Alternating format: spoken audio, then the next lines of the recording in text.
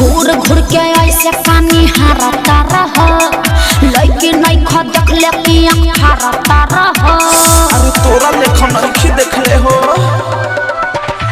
घूर घूर के ऐसे पानी हारता रह लइके नहीं ख देख ले कि आँख हारता रह। रूपा हमार का टच करता। ए सुना ना उठा ललिया से ओढ़निया तोहर मैच करता। उठा ललिया से ओढ़निया तोहर मैच करता।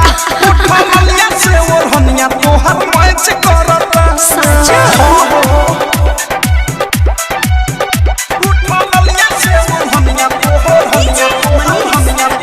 मैच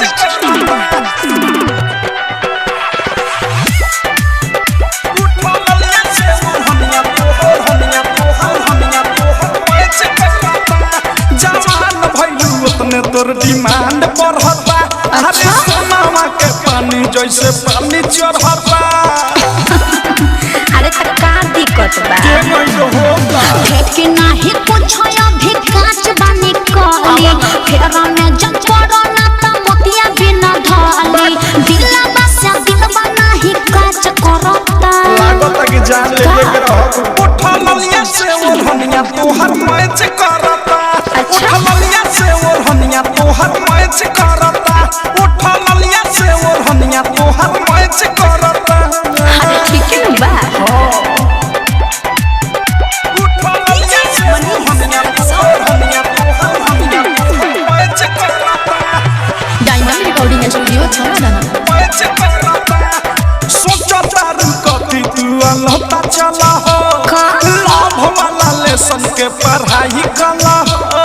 देखा आलतू फालतू बात मत बोला। तोहरा के देख के छटक जाता। देविया फेस फेस देखे चलल अच्छा बीक के विशाल बच्चा चले से तू बच्चा अनुराग बादशाह नहीं बच करता। अरे गजबे के मैं चिंता है। उठा ललिया से ओढ़निया तोहर मैच करता। उठा ललिया से ओढ़निया तोहर मैच करता। उठा ललिया से ओढ़निया तोहर मैच करता। घूर घूर के ऐसे पानी हारता रह लइके नहीं ख देख ले कि आँख हारता रह। रूपा हमार का टच करता। ए सुना ना उठा ललिया से ओढ़निया तोहर मैच करता। उठा ललिया से ओढ़निया तोहर मैच करता। उठा ललिया से ओढ़निया तोहर मैच करता। चला कुछ भी बोलते हो। सच तो कह रहे हैं। RCM म्यूजिक न्यू ऐप अभी डाउनलोड कीजिए हमारे गूगल प्ले स्टोर से और पाए भोजपुरी लोकगीतों का एक से बढ़कर एक ऑडियो वीडियो सॉन्ग बिल्कुल मुफ्त।